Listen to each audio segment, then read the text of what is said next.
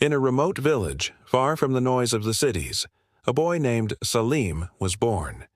He lived in a small hut with his sick mother. His father had passed away when he was young, leaving him and his mother to face the harshness of life alone. Poverty was their constant companion, yet Salim never knew despair. His eyes sparkled every time he looked at the sky, as if his heart whispered to him that he belonged up there among the stars. Salim loved to learn. He would gather torn papers from trash bins, tape them together, and write on them with a broken pen. He read every book he could find. Each evening, he visited the village elder to listen to stories of success, stories of those who started with nothing and rose to greatness. One evening, he returned to his crumbling hut and looked at his mother, sleeping and groaning in pain. He knelt beside her and whispered, "I promise you, Mama, I will change our lives. I will become rich. I will cure you. I'll turn this hut into a palace." His mother smiled through the pain and said, "True wealth is what you carry in your heart, my son. But if you believe in your dream, God will never let you down." The next morning, Salim left his village, with no money, no food, only a heart full of hope. In the big city, life was brutal. He slept in the streets, starved, struggled, but never stopped.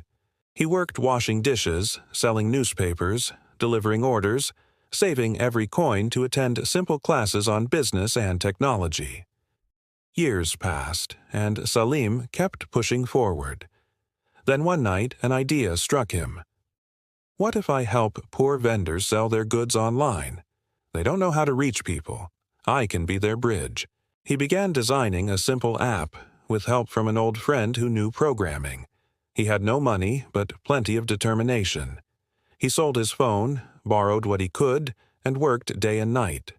At first, no one paid attention. But Salim didn't give up. He went to the markets himself, taught vendors how to use the app, and showed them he wanted nothing in return but their success. Slowly, the app gained traction. Vendors got excited. Newspapers started writing about the poor boy helping the poor. 3 years later, Salim received a major investment offer. His small idea turned into a successful company generating millions. But he never forgot where he came from. He returned to his village where his mother was still alive. He built a small hospital, a school, a library, and gave free devices to young people in the village.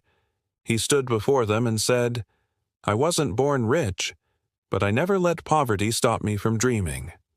Then he held his mother's hand, smiled, and said, "I kept my promise, Mama. The hut became a palace, but you were always the queen.